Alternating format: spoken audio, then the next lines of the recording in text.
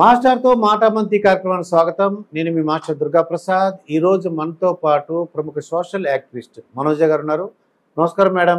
నమస్కారం దుర్గా ప్రసాద్ గారు. Madam, YouTube ఉంది, ఫేస్బుక్ కానీ సోషల్ మీడియా కూడా ప్రజలకి మంచి ఇన్ఫర్మేషన్ ఇవ్వాలి, వాళ్ళని చైతన్యవంతులు చేయాలనే ఉద్దేశంతో పెట్టినట్టుగా నాకు అనిపించిందండి. కానీ ఫణిమంతు అనే ఒక అతను యూట్యూబరు, అతను గురించి మీరు వినే ఉంటారు. అసలు విన్నారా మేడం? అది దానికి సాయి ధర్మ తేజ్ గారు ఒక రియాక్ట్ అయ్యి ట్వీట్ పెట్టారు. దీన్ని ఎలా చూద్దాం అంటారు మేడం? యూట్యూబ్ అనేది ఈ రోజుల్లో చాలా మంచి విషయాలకి వాడబడుతున్నాయండి.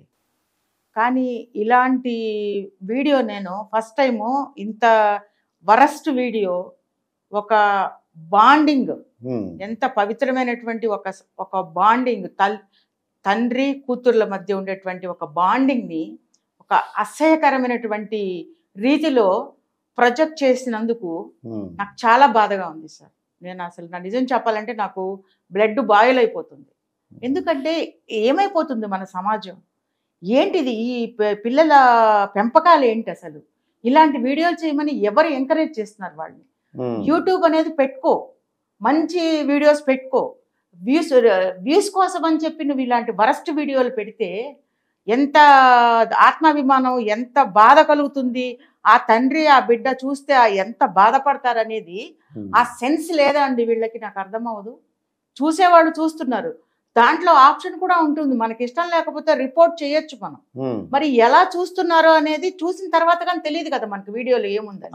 వాడు ఏం చేస్తున్నాడంటే అసభ్యకరంగా, అంటే జుగుప్సాకరంగా అంటాం కదండి. వాడు ఒక తండ్రి కూతురు, అవును, అతను ఆఫీస్ నుంచి వచ్చాడంట. అవును సార్. ఆ బెల్ట్ తీసి పాపని ఏదో ఉయ్యాల ఊపడానికి పెడితే దాన్ని చాలా వరస్ట్ గా, అసలు మనం మాట్లాడుకోలేనటువంటి ఒక ఇదిలో వాడు కామెంట్స్ పెడితే వేరే వాళ్ళు నలుగురు నవ్వటం అన్నమాట. అంటే మన ఈ బాండింగ్స్, తల్లి కొడుకులు, తండ్రి కూతుర్లు, ఈ సంబంధాలను కూడా వాడుకొని యూట్యూబ్ లో పైకి రావడం అనేది అవసరం అంటారా సార్? నాకు అర్థం కాదు. ఆ పిల్లల తల్లిదండ్రులు వాళ్ళకి ఏం నేర్పిస్తున్నారు? ఇలాంటి వీడియోలు చేయమని నేర్పిస్తున్నారా? మళ్ళీ క్షమాపణ అంటే తప్పు చేసేసి దిద్దుకోలేని తప్పు ఇది అసలు యాక్చువల్ గా. దొంగతనం అనుకోండి మేడం. అవును, దొంగతనం చేసేసి నేను చేసేసాను, తీసేసుకున్నాను అంటే ఆ బుద్ధి అనేది ఆ లోపల ఉంది కదా. చేసేసావు కదా దొంగతనం అనేది. అంటే దొంగతనం ఆకలి గురించి చేసాను, ఆకలేసింది. ఇది ఏ ఆకలితో చేసావు నువ్వు? ఇది అంటే నీకు వ్యూయర్స్ కోసం నువ్వు ఆకలితో నువ్వు ఇలాంటి పనులు చేస్తావా? ఇంత చండాలంగా వీడియోస్ లో ఒక తండ్రి కూతుళ్ళని ఇంత అసహ్యంగా ప్రొజెక్ట్ చేస్తావా? సిగ్గు లేదు? ఏమి జన్మ అండి మీది? నాకు అర్థం కాదు. ఏం జన్మ వీళ్ళది? నాకు అర్థం కాదు. పెట్టుకోండి, ఛానల్స్ పెట్టుకోండి, మంచి కోసం వాడండి. వాళ్ళ నాన్నగారు కూడా అబ్బాయి ఫణిమంతు వాళ్ళ నాన్నగారు ఐఏఎస్ ఆఫీసర్ అంటున్నారు సార్. ఎంతవరకు నిజమో తెలీదు. అంత మంచి ఐఏఎస్ ఆఫీసర్ అయితే మరి ఇలాంటి కొడుకు ఎలా పుట్టాడో, మరి ఇలాంటి కొడుకుని ఎలా కన్నాడో, మరి ఇలాంటి కొడుకు ఇలాంటి దరిద్రాన్ని ఎలా ప్రొజెక్ట్ చేస్తున్నాడు? మరి వీడికి అక్కచెల్లెలు లేరా? తల్లి లేదా? తండ్రి కూతుళ్ళు అనేది బాండింగ్ ఉండదా? ఏంటి అసలు? ఏమైపోతుంది ఈ సమాజం? ఒక వ్యూస్ కోసం ఇలాంటి చండాలమైనటువంటి పనులు చేయాలన్నా సార్? మంచి వీడియోలు చేయండి, ఉపయోగపడే చేయండి. మీకు టెక్నాలజీని వాడుకోమన్నది ఒక మంచి డైరెక్షన్ లో వాడుకోవాలి. మీరు ఇలాంటి దరిద్రాలను పెట్టడానికి సమాజం సిగ్గుపడి, సాయి ధర్మ తేజ కూడా దీన్ని నోటీస్ చేసి వెంటనే ట్విట్టర్ లో పెట్టారు సార్.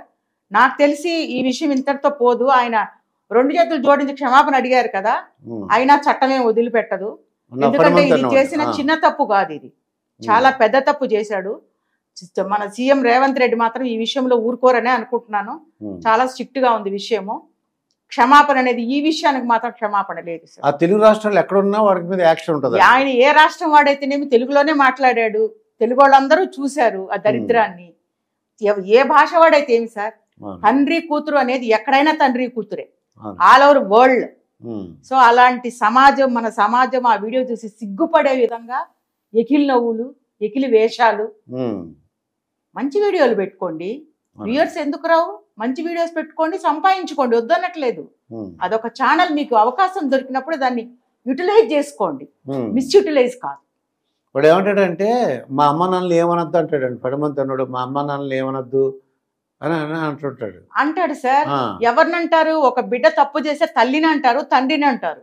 మరి నువ్వు తప్పు చేస్తే ఆబ్వియస్లీ అది మీ తల్లిదండ్రులనే అంటారు. మరి ఏం పెంపకం అండి అంటారు. అవునండి. ఇప్పుడు అంతే కదా సార్, ఒక పిల్లని కానీ ఒక పిల్లోడిని కానీ మనము ఎవరింటికన్నా పంపించినప్పుడు అక్కడ వాళ్ళు ఏం తప్పు చేస్తే ఏం పెంపకం అండి మీ అమ్మ మీ నాన్న అంటారు. అవునండి. ఇది కూడా అంతే. వాళ్ళ పెంపకం సరి అయింది కాదా అవునా అనేది జస్టిఫికేషన్ అనేది నీ క్యారెక్టర్ని బట్టి ఉంటుంది, నువ్వు చేసే వ్యవహారాలని బట్టి ఉంటుంది. నువ్వు మంచి చేసావనుకో ఏ తల్లి కన్నా బిడ్డోనండి, ఏ తండ్రి కన్నా బిడ్డోనండి, బంగారం అండి అంటాడు. నువ్వు ఇలాంటి చచ్చు పనులు చేసావనుకోండి ఏం పెంపకం అండి వీళ్ళది అంటారు ఆబ్వియస్లీ. సో నువ్వు చేసే పనిని బట్టి నీ తల్లిదండ్రులు కూడా ఒక చెడ్డ పేరు వస్తుంది. అది రాకుండా ఉండాలి అంటే ఇలాంటి చెత్త వీడియోలు చేయడం మానుకొని మంచి డైరెక్షన్ వెళ్ళడం నేర్చుకోవాలి.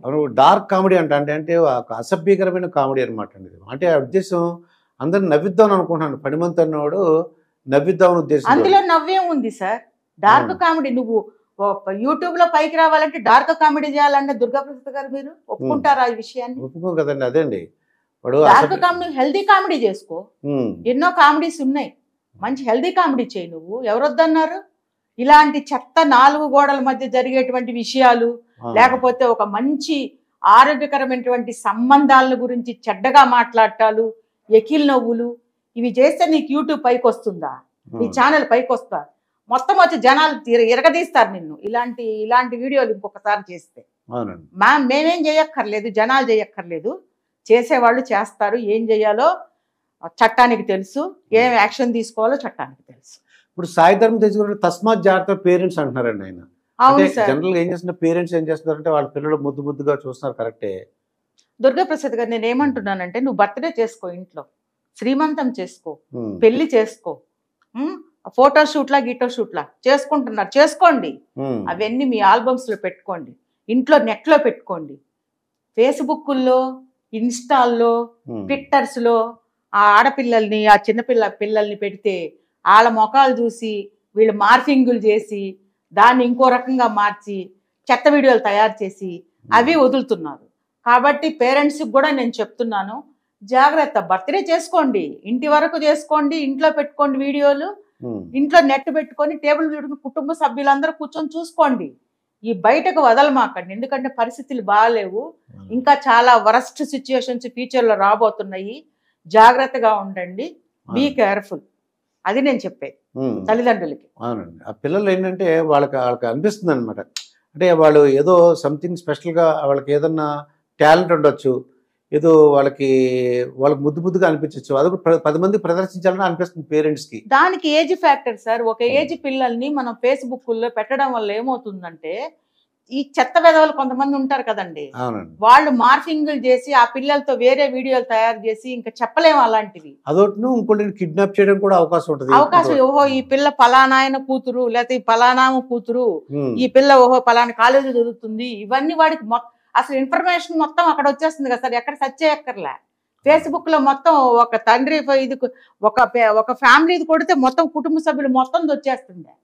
దాన్ని బేస్ చేసుకొని మార్ఫింగ్ వీడియోలు, మార్ఫింగ్, అది మీరు అన్నట్టు కిడ్నాపులు చేసుకోవటాలు, మంచి ఆపర్చునిటీ ఇప్పుడు టెక్నాలజీ జనాలకి. కుటుంబంలో ఏం జరుగుతుందో మొత్తం బయట వాళ్ళకి తెలిసిపోతుంది. ఇదివరకు ఒక కుటుంబంలో ఫంక్షన్ అంటే 100 మంది వచ్చేవాళ్ళు, ఇప్పుడు రాట్లా. ఎందుకంటే ఆన్లైన్ లో చూసుకోవచ్చు కదా. మేము రాలేకపోతున్నాము, మీరు ఫేస్బుక్ లో పెట్టండి, మాకు కనెక్ట్ చేయండి, మేము చూస్తాం. ఇలా అయిపోయింది. ఎందుకంటే ఆ టెక్నాలజీని ఆ విధంగా అంత దరిద్రంగా వాడుకుంటున్నారు. కాబట్టి తల్లిదండ్రులు be careful for your children. ఒక ఏజ్ వచ్చినప్పుడు కాదు, చిన్నపిల్లలప్పటి నుంచి కూడా ఇదివరకు రోజులు అనేవాడు దిష్టి తగిలింది పిల్లాడిని చూపివాకమని. ఇప్పుడు పిల్లాడు పుట్టిన తర్వాత కేర్ మన దగ్గర నుంచి వాడు పెరిగి పెళ్లి చేసుకొని మళ్ళీ అమెరికా వెళ్ళేంత వరకు కూడా వాడు ఏం ప్యాక్ చేస్తున్నాడు, సూట్ కేసులో ఏం పెడుతున్నాడు, మొత్తం ఓపెన్ లైఫ్, మొత్తం ఓపెన్ ఇన్ ఫేస్బుక్, ఇన్స్టాగ్రామ్. వాడద్దని అనట్లా, బట్ మంచి విషయాలకు వాడండి. ఎక్కువ ఫోటోలు పెట్టడం, పిల్లలు పబ్లిక్ చేయడం చేయకండి, అది నా రిక్వెస్ట్. ఇప్పుడు అటువంటి వలన ఇటువంటి అంటే భయంకర సంఘటనలు జరుగుతున్నాయి. అవును, ఇప్పుడు ఏదో వాళ్ళు ముద్దుగా ఏదో పెట్టుకున్నారు, దాన్ని చూసి వీళ్ళు ఎదవ కామెంట్స్, ఏది చేసినా కూడా నెగిటివ్ కామెంట్స్, డబుల్ మీనింగ్ తీసుకోవడాలి. వాడి మీద చట్టపరమైన చర్యలు ఉంటాయి. చట్టపరమైన చర్యలు అయితే ఉంటాయి దుర్గాప్రసాద్ గారు. ఎవరు వాళ్ళని వదిలిపెట్టరు. వాళ్ళ పేరెంట్స్ అని అన్నారని ఆయనకు అంత కోపం వచ్చింది. కోపం కాదు ఇక్కడ, ఆ తండ్రి బిడ్డ ఆ కుటుంబం చూస్తే ఎంత బాధపడతారు. ఆ కామెంట్స్ చూస్తే ఎంత వరస్ట్ కామెంట్స్ ఉన్నాయి దాంట్లో. సో ఈ వీడియో వల్ల ముందు ముందు తెలుస్తుంది ఎలాంటి యాక్షన్ వాళ్ళ మీద తీసుకుంటారనేది అని నేను అనుకుంటున్నాను. పేరెంట్స్ కూడా నేను చెప్పింది పాజిటివ్గా తీసుకుని జాగ్రత్త పడాలని మీకు రిక్వెస్ట్ చేసుకుంటున్నాను. ఇదండి మా మనోజ్ గారితో జరిగిన ఇంటర్వ్యూ. ప్రతి పేరెంట్ కూడా వాళ్ళ పిల్లల యొక్క చదువుల విషయంలో కానీ వాళ్ళకి పెంపకం విషయంలో జాగ్రత్తలు తీసుకోవాలి. కానీ పూర్వం మేడం చెప్పినట్టు దిష్టి తగులుతుంది అనేవారు అన్నమాట. ఇదే అనమాట దిష్టి అంటే ఇటువంటి దుర్ఘటనలు కానీ ఇటువంటి సంఘటనలు జరగకుండా ఉంటారని పెద్దవాళ్ళు మనకి ఎప్పుడో చెప్పారన్నమాట. మరొక వీడియోతో మీ ముందుంటాను. మీ మాస్టర్ దుర్గా ప్రసాద్. నమస్కారం మేడం.